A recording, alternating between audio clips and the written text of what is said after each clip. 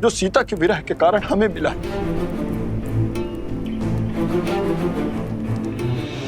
और आप सबको क्या लगता है कि उस विरह की चोट स्वयं राम ने नहीं सही होगी? कदाचित आप सब नहीं जानते, किंतु मैं अपने जमाता को, उनके धर्म को, उनके त्याग को भली भांति जानता हूं। राजा महाराजाओं की अनेक पत्नियां रखने की प्रथा है कौशल राज में, किंतु इतने वर्ष बीत जाने के पश्चात भी क्यों उन्होंने दूसरा विवाह नहीं किया? क्यों? अयोध्या की महारानी का सिंहासन अभी तक रिक्त है, कभी आपने सोचा? क्योंकि राम कोई साधारण व्यक्ति नहीं है। आज नहीं तो कल उनके इस निर्णय का कारण भी हम सब जान जाएंगे, किंतु इस समय सर्वप्रथम हमें उनके स्वागत की तैयारियां करनी चाहिए।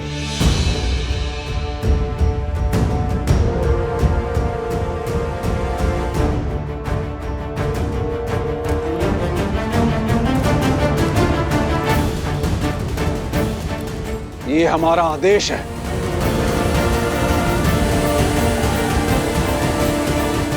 जो आज्ञा।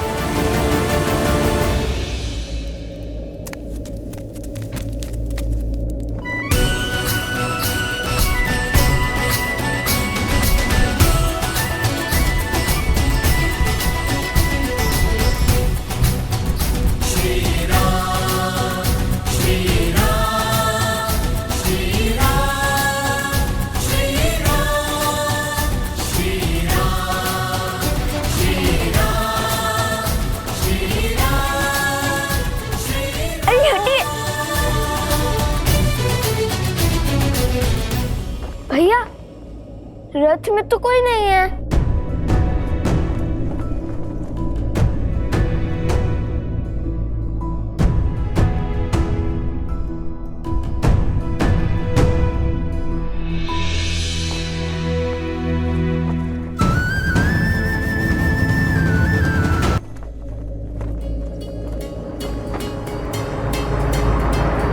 मिथिला नरेश की जय हो।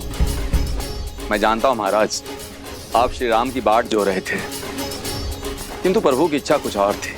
वो शीघ्र ही यहाँ उपस्थित होंगे, किंतु अन्य मार्ग से। अरे वो देखो, महाराज जनक श्री राम अवश्य ही उनके साथ होंगे।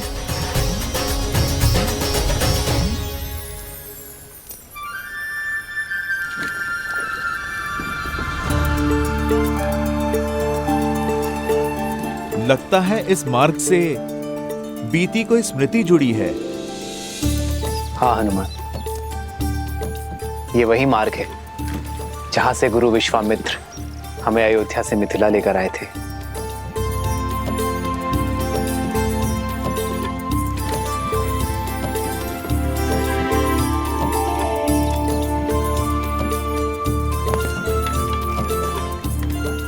हनुमान, ये मिथिला का पिछला भाग है।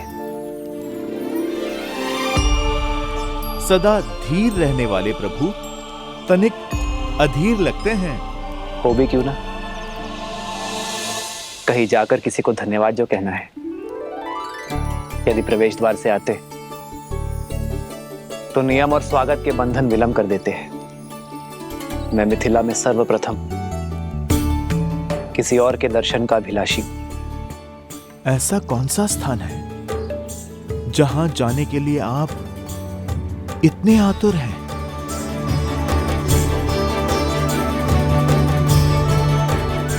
आओ हनुमान।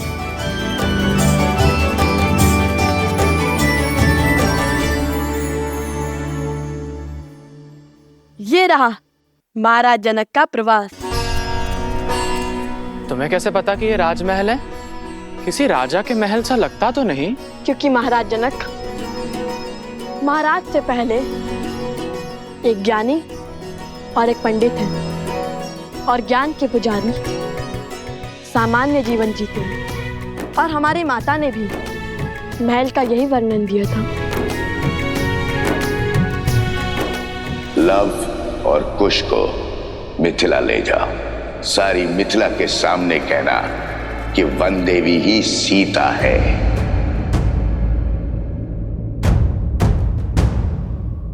भैया, हम भीतर नहीं जा सकते। माता ने कहा था स्पर्धा से पहले महाराज से नहीं मिलना। अरे हाँ,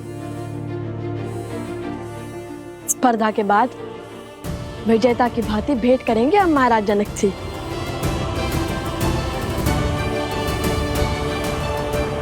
चलिए।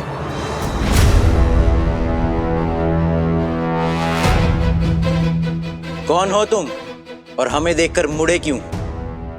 और ये महाराजा जनक का तुनीर तुम्हारे पास क्या कर रहा है? महाराज जनक ने हमें स्वयं दिया था जब हम राक्षसों से युद्ध कर रहे थे, और इसे ही तो लौटाने हम मिथिला आए हैं। मूर्ख समझते हो? अवश्य ही ये तुनीर तुमने चुराया है। चलो महाराज के पास ले चलते हैं इन्हें। सावधान, वेशभूषा से कभी भी किसी का आकलन नहीं करते हैं। रावण ने भी श्री राम को एक वनवासी समझ के यही भूल की थी।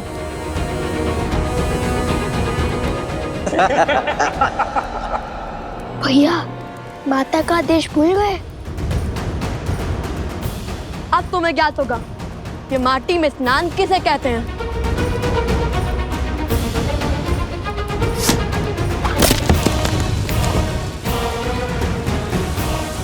भागो भैया।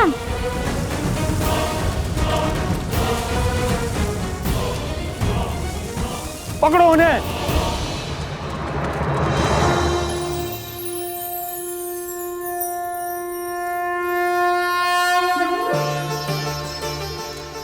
माता, मैं आपसे कुछ मांगने नहीं, आपको धन्यवाद देने आया हूं। आपके इसी दिव्य मंदिर में, आप ही के छत्र छाया में मैं अपनी सीता से पहली बार मिला था। सीता को मेरे जीवन में लाने के लिए, उसे मेरी जीवन संगिनी बनाने के लिए धन्यवाद माता। सब सुख तो पा लिया मैंने, किंतु दुख केवल इस बात का है कि मेरी संतान आपके दर्शन से वंचित रह गई। किंतु मुझे पूरा विश्वास है कि शीघ्र ही वो भी आपके द्वार पर होंगे। तो ये है वो स्थान जहां आने के लिए प्रभु इतने व्याकुल थे। हनुमान, आओ निमंत्रण देने चलते हैं।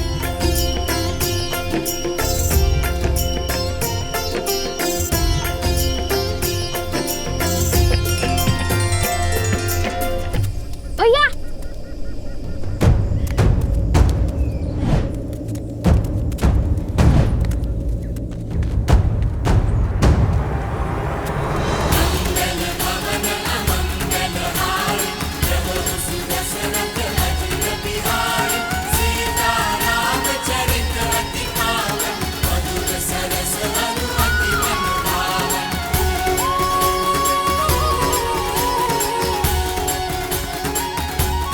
ये बालक कौन है हनुमान? होंगे मिथिला के बालक प्रभु, पर आप देखिए कितने तेज हैं। माता सीता की भूमि में जो है,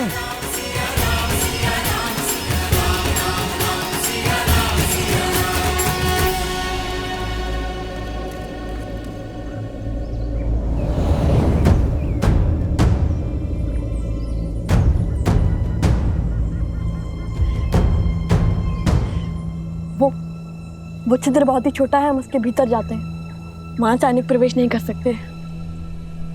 चलो। कुछ जल्दी आओ। आजा। उनमें से एक वो रहा तुनीर चोर, पकड़ो उसे।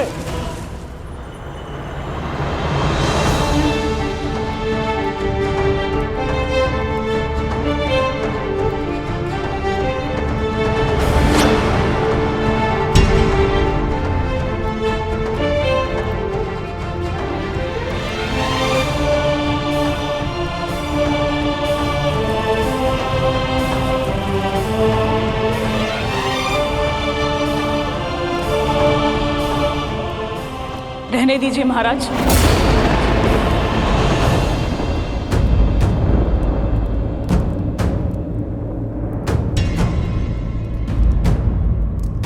लज्जित ना कीजिए।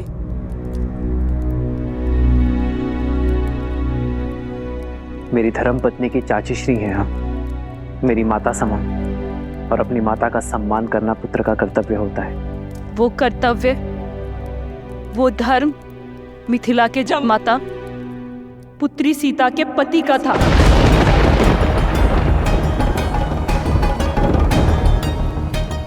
परंतु आज यहाँ अयोध्यापति खड़े हैं, वो अयोध्यापति जिन्होंने धर्म की स्थापना के लिए मेरी पुत्री सीता का त्याग कर दिया। बस चंद्रभागा, बस कर।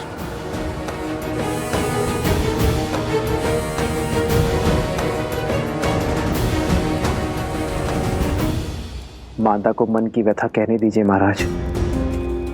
हृदय की पीड़ा को ना बताया तो वो घाव बन जाती है। कितने महान है ना आप, फिर से यहाँ महानता जताने का अवसर खोया नहीं आपने। हर दिशा में आपका गुणगान गूंजता है, हर कोई राम जैसा पुत्र और जमाता चाहता है, किंतु मेरा मन कहता है कि मिथिला की हर एक दीवार पर लिखवा दिया जाए कि अयोध्या में कोई अपनी पुत्री न ब्याहे।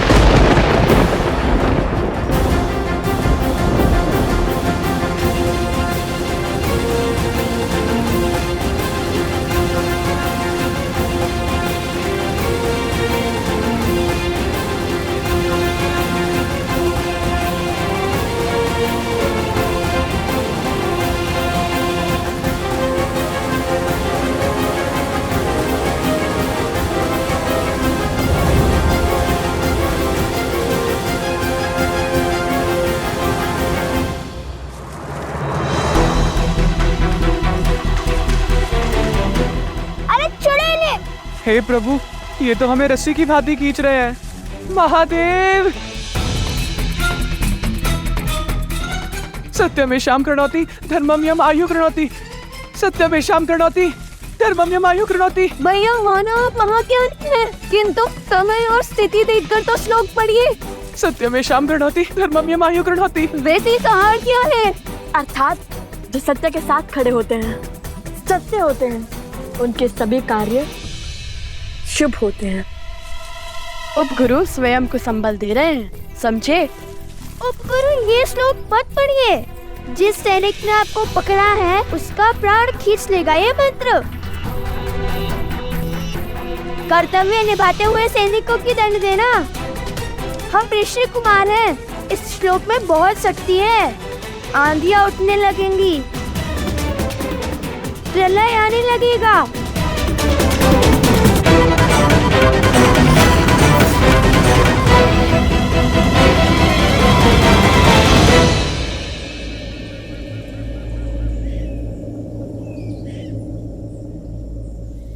भैया,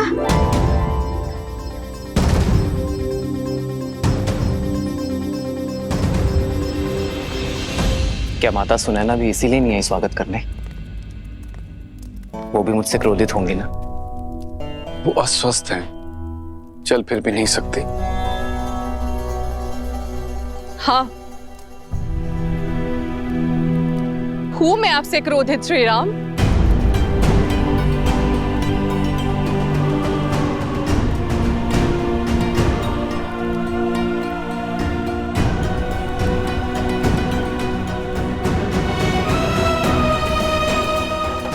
सुनैना,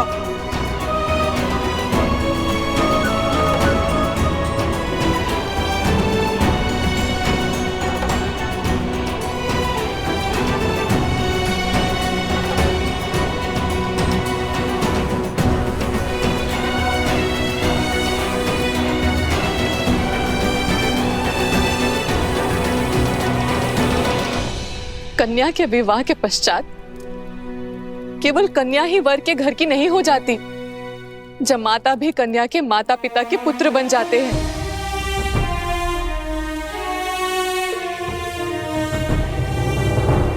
मैं जानती हूँ कि धर्म स्थापना के पद पर निकले पति को घर परिवार की सुध नहीं होती, किंतु इतने वर्षों में अब एक बार तो हमारे द्वार पर आते राम।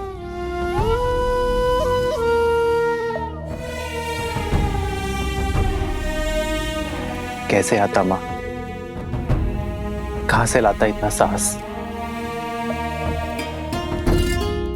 अपना मुख दिखाने की शक्ति कहां से लाता मैं माँ? किंतु आपकी स्थिति का तनिक भी भान होता ना मुझे, तो मैं शीघ्र अतिशीघ्र यहां आ जाता। और कोई बहाना है आपके पास?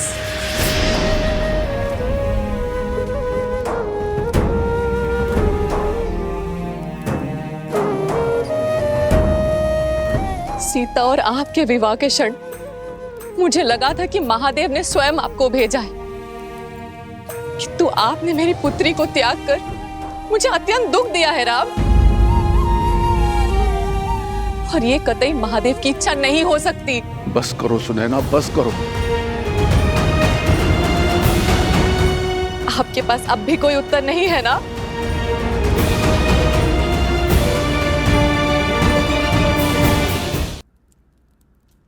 कभी कभी उत्तरदायित्व के बोझ तले उत्तर दब जाते हैं माँ। कुछ दाग ऐसे होते हैं जो सदियों तक नहीं मिट पाते।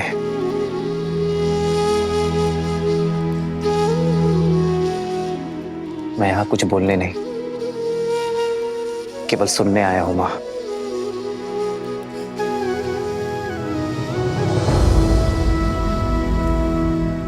एक मां के मन का भार उतारने आया हूं मैं मां।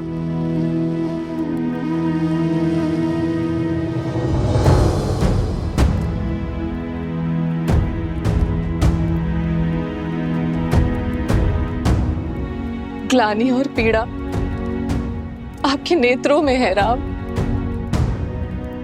अपने सर पर और कितना बोझ लेंगे आप?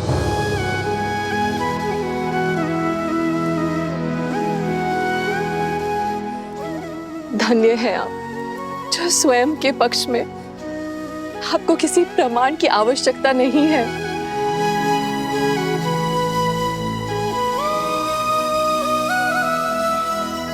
जिन्होंने शबरी के झूठे बेर खाकर संसार को भक्ति और आदर का उदाहरण दिया, अहिल्या को उद्धार किया,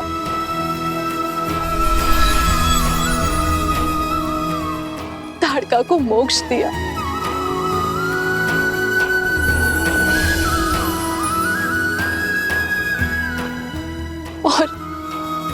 और मेरी पुत्री के लिए समस्त राक्षस जाति का संहार किया। यदि वो मेरे द्वार पर आए और उनके आगमन पर मैंने आरती से उनका स्वागत नहीं किया, तो इस संसार में मुझसे बड़ी अभागन कोई नहीं होगी। मिथिला में आपका स्वागत है राम। मंगल भवन मंगल हारी, द्रवहु सुदशरथ अजर बिहारी।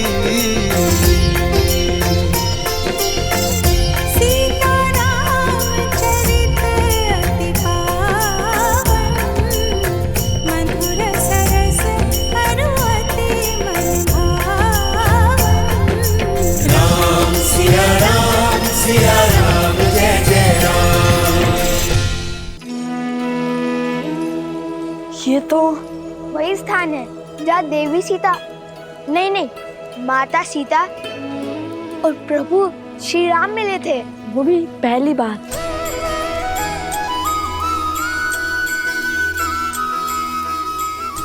हे माता गौरी, हमें एक बार, केवल एक बार माता सीता और प्रभु श्री राम के दर्शन करवा दीजिए। ये हमारी विनती है।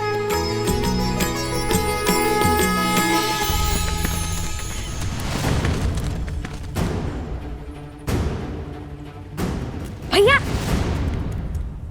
वो विनती करना भूल गया था। वो माता कहती है ना, नम्र शब्द के साथ स्वच्छ मन से जो मांगो मिलता है।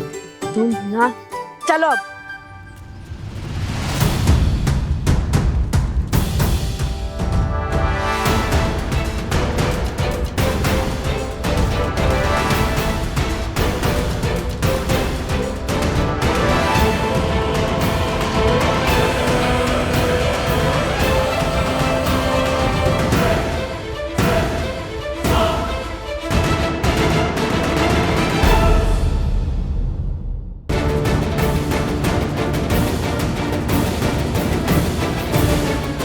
सावधान, बाईं ओर। अरे प्रभु श्री राम।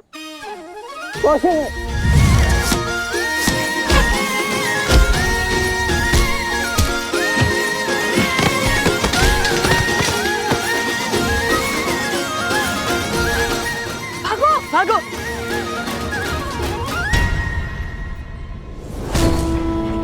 बल और बुद्धि दोनों के धनी है। पर बेचारे कितने दुखी होंगे जब अपने आराध्य श्री राम का सत्य जानेंगे। सिया राम की कहानी दर्द से भरी प्रेम कहानी।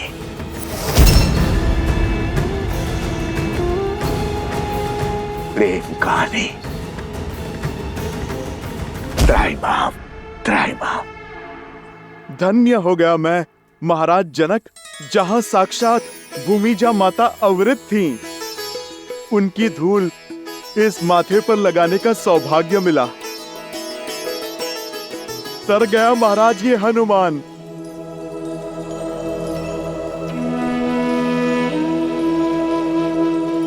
धन्यवाद तो मुझे आपका करना चाहिए। आपने दुख के भवन में डूबी मेरी सीता को तब संभाला था जब आस का हर दिया बुझने जा रहा था। वक्त से पुत्र बन गए आप उसके। ये तो प्रभु की लीला का फल है महाराज। इनकी भक्ति ने एक मरकट को महावीर और माता के प्रेम ने पुत्र बना दिया। मैंने सुना है अयोध्या में अश्वमेध यज्ञ आयोजन होने जा रहा है। ये राज्य वृद्धि का उचित मार्ग है। उद्देश्य राज्य की नहीं, धर्म और मर्यादा की वृद्धि है महाराज। वो मर्यादा जो जीवन के हर क्षेत्र, हर पड़ाव में चाहिए, फिर चाहे वो बलिदान हो या भोग विलास। मर्यादा मनुष्य का अभिन्न अंग है, जीवन के संतुलन का आधार है। भविष्य के सुख के लिए आज संसार को धर्म और मर्यादा का पाठ पढ़ना होगा। जगत में जब तक धर्म और मर्यादा का प्रसार नहीं होगा, तब तक राक्षसी वृत्तियां बढ़ती रहेंगी। राक्षसों का बल मानव ही तो है। अश्वमेध यज्ञ से अयोध्या समस्त संसार में धर्म और मर्यादा का प्रसार करेगा, राक्षसी विचारधारा का अंत करेगा। महाराज की जय हो। कहो कुशोध्वज। सैनिक। महाराज, 4 बालक ऋषि कुमार का भेष धरकर नगर में घूम रहे थे तो वो चोर। ये आपका तुनीर चुराकर भाग रहे थे। आपका तुनीर तो मिल गया है, शीघ्र ही सैनिक उन्हें भी खोज लाएंगे। ये कैसा अनर्थ कर दिया तुमने कुशाध्वज। बालक चोर नहीं है, वीर है वो। ये तुनीर मैंने स्वयं उन्हें अपने हाथों से दिया है।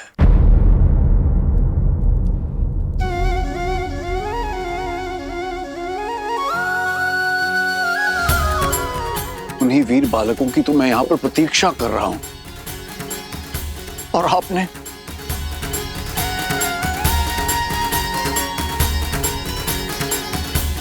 अपने सैनिक लेकर जाइए और उन बालकों को खोजकर सम्मान पूर्वक मेरे पास लेकर आइए। जो आज्ञा महाराज।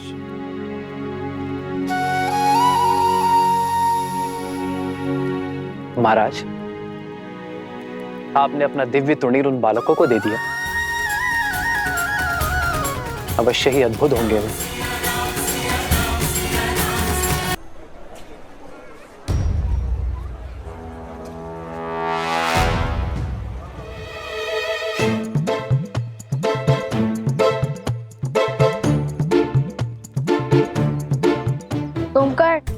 सोमकर, हाँ? हमारे स्पर्धा जीतने तक इससे काम चलाओ।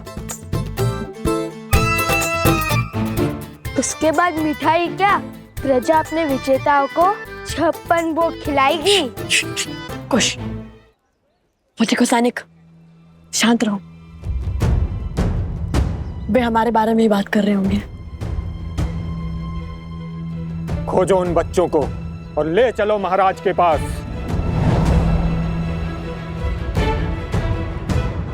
भैया कहा था ना, तुनीर इतना साफ मत कीजिए।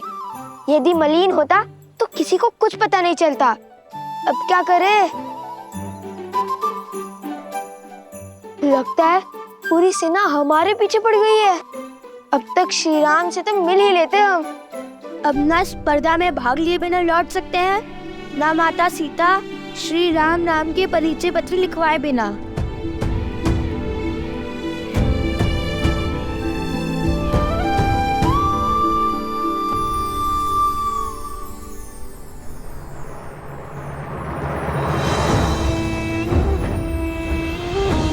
लकड़हारी स्वर्ण है, हम वन में मिले थे। स्मरण है, स्मरण है। आपका बैल और आपकी बैलगाड़ी दोनों ही आश्रम की सेवा में हैं। धन्य हो भगवान, धन्य हो। इसका अर्थ है कि मेरा दान सिद्ध हो गया। जी हाँ। क्षमा करना, मैंने आप लोगों की वार्तालाप सुन ली थी। सैनिकों से बचने के लिए और स्पर्धा में भाग लेने के लिए अपना बेस बदल लो। ये तो उचित विचार है, किंतु हम वेश कैसे बदले? हमें तो कोई माया भी नहीं आती।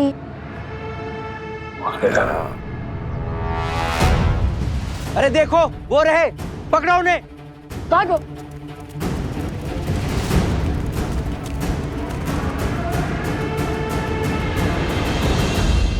लवकुश बड़े ही मधुर नाम है और अद्भुत प्रतिभा के धनी जान पड़ते हैं ये बालक। आपके सैनिक तक उन्हें पकड़ नहीं पाए। केवल प्रतिभाशाली ही नहीं राम, उनके मुख पर दिव्यता के दर्शन किए हैं मैंने, और उस दिव्यता ने मेरा मन मोह लिया। कोई साधारण ऋषि कुमार नहीं है, बल्कि साधु और शासक का अनूठा संगम है। हर माता अपनी संतान को ऐसे संस्कार नहीं दे सकती, और वो भी तब जब सर पर पिता की छाया ना, तब तो ये कार्य और भी अधिक कठिन हो जाता है। जानते हैं, जब मैंने उनसे उनके पिता का परिचय मांगा तो उन्होंने क्या उत्तर दिया? उन्होंने कहा कि उनकी माता ही उनके पिता हैं। बस ऐसे ही नाती की आशा में अपना जीवन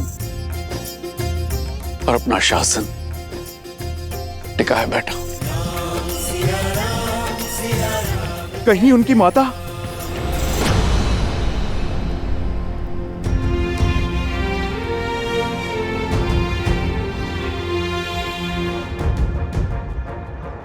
इतनी बड़ी स्पर्धा, इतने आगंतुकों का स्वागत, और ऊपर से ऋषि कुमार।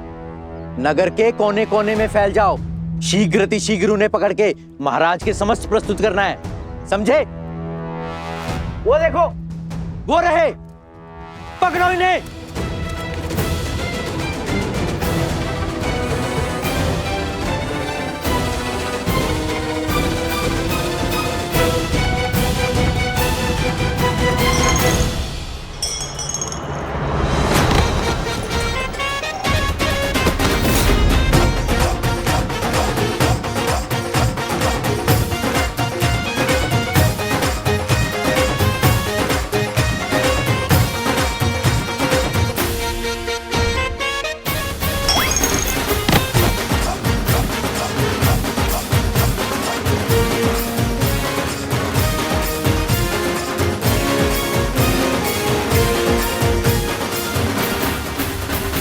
नहीं हनुमान, मैंने उनकी माता वन देवी के दर्शन किए हैं, किंतु सुनैना को ऐसा लग रहा है जैसे मैंने उन बालकों को पहचानने में कोई भूल की है, और वो उन्हें देखते ही क्षण भर में उन्हें पहचान जाएगी कि वो सीता के पुत्र हैं या नहीं।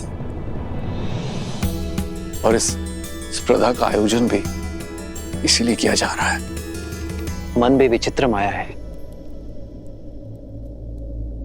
एक और कहता है कि सीता के विषय में कोई समाचार तक ना सुनो, तो दूसरी ओर जब किसी समाचार की आशा टूटती है तो मन भी टूट जाता है। महाराज, कृपया मेरे और सीता के तप को भंग मत कीजिए। इतने वर्षों से सीता से भिन्न रहकर जो मैंने पाया है, उसकी मर्यादा मत छीनिए महाराज। राजन, अपने पद की सीमा लांघ कर कुछ कहना चाहता हूं। इस स्थिति में अब आप दूसरा विवाह कर लीजिए।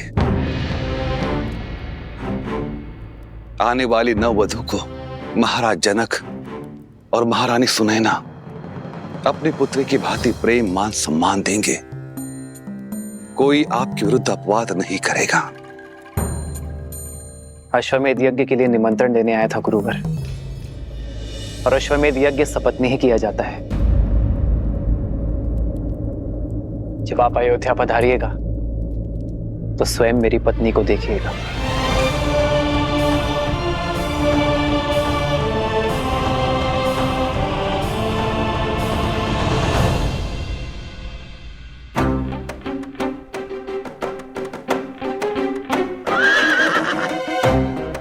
कोश, हमें स्पर्धा में जाना है और तुम अश्व से बातें कर रहे हो। नहीं नहीं, अनुमति ले रहा हूँ। कैसे अनुमति? इस पर सवार होकर सीधे स्पर्धा में जाने की। कौन है? कौन है वहां?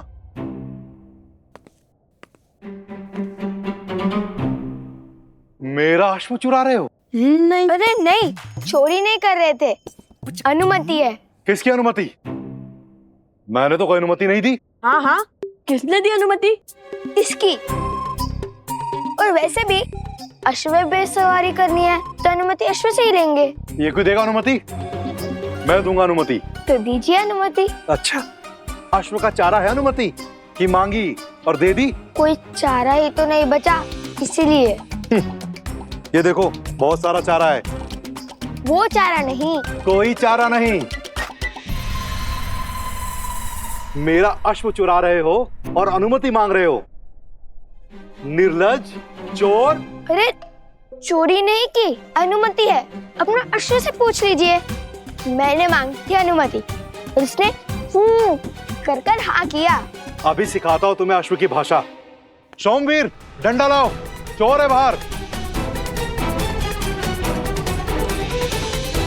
अरे चोर, अरे सिपाहियों, पकड़ो चोर, आओ पकड़ो चोर, चोर, चोर।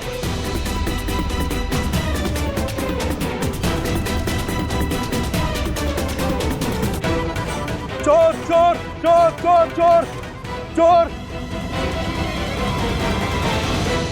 अश्वमेध की आहुति तो सपत्नी दी जाती है, अर्थात अब दूसरे विवाह के लिए सज है। अद्भुत श्री राम, अद्भुत।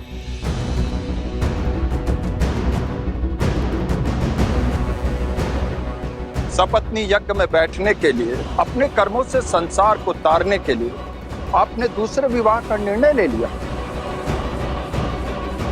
पर मैं आपका अपमान नहीं करना चाहता। मैं बस ये सूचित करने आया हूं कि स्पर्धा की तैयारी संपूर्ण हो चुकी है। कल से स्पर्धा प्रारंभ कर सकते हैं।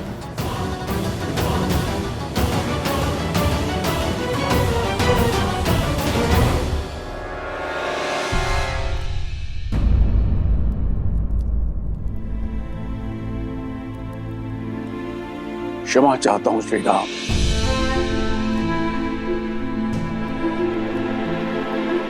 आप तो जानते ही हैं, छोटे भाई अपनी भावनाओं को नहीं संभाल पाते। आशा करता हूं कि आप इस अपमान को अपने मन से नहीं लगाएंगे। नहीं महाराज, मुझे उनके नेत्रों में, उनके शब्दों में अपमान नहीं, अपनी भतीजी की पीड़ा का दुख दिखा। उनका भाव समझता हूं मैं महाराज। मैं तो भाव विभोर ये देखकर कि सीता से कितना प्रेम करते हैं वो। उन्होंने मेरा अपमान नहीं किया है महाराज, केवल अपनी मन की पीड़ा को व्यक्त किया है। धन्य है आप श्री राम, धन्य है। वर्षों बाद मिथिला पधारे हैं, हमें आतिथ्य का अवसर दीजिए। आपसे एक विनती है, धनुर्धरों की जो प्रतिस्पर्धा होने जा रही है उसे देखकर ही प्रस्थान करें। श्री राम जैसे धनुर्धर को सामने देखकर तो उससे प्रतियोगियों का मनोबल बढ़ेगा। अवश्य महाराज, उन वीर बालकों को मैं देखना चाहूंगा जिन्हें आपने अपना दिव्य तुनीर दे दिया।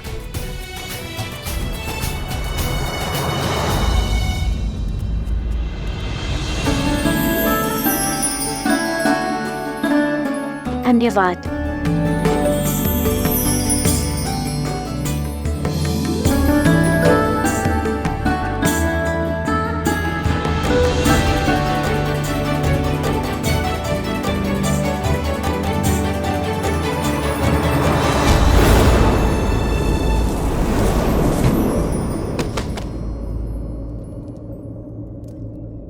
ये क्या? वरमाला के लिए फूल लिए थे, सारे बिखेर दिए।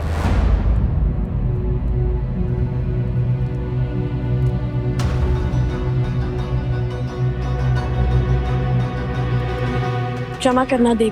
क्षमा नहीं, दंड मिलेगा। आपका विवाह है? नहीं तो वरमाला बनानी थी।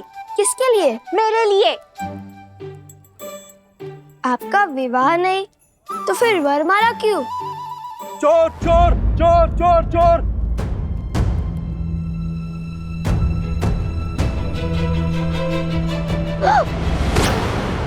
तुम चोर हो? तुम चोर हो?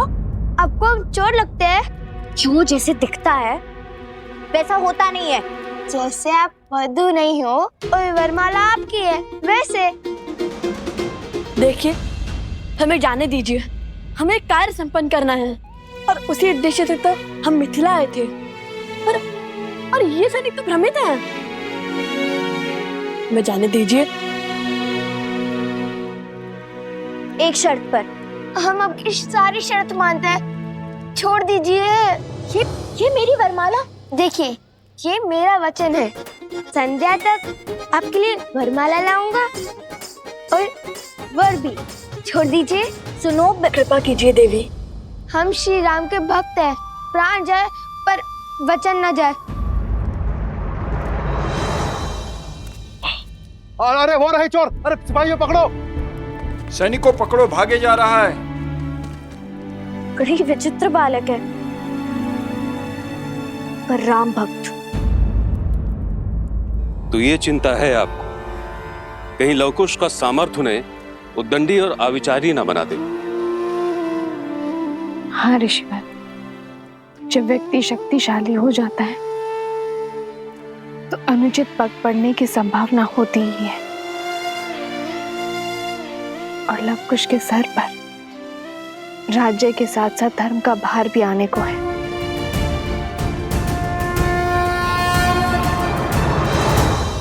अपने पुत्रों पर विश्वास रखिए वन देवी, क्योंकि उन्हें शिक्षा स्वयं भगवान वाल्मीकि से मिली है।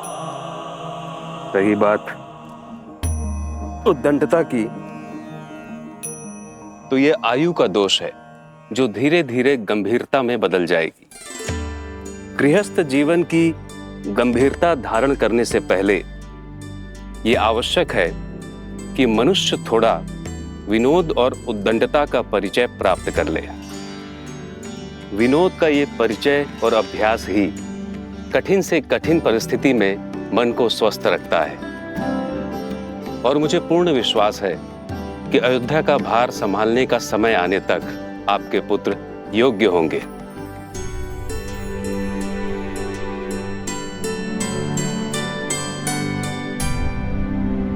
ऋषिवर, क्या भगवान वाल्मीकि लवकुश को अयोध्या लेकर जाएंगे? यदि उन्हें स्वयं लवकुश को ले जाना होता और केवल राम परिवार को एक करना होता तो इतने वर्षों तक आपको वनवास का दंश क्यों भोगने देते?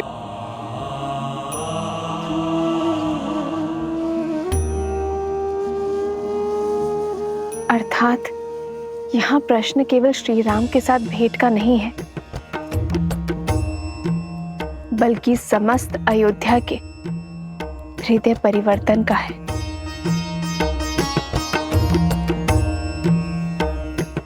भगवान वाल्मीकि और उनकी शिक्षा पर विश्वास रखिए।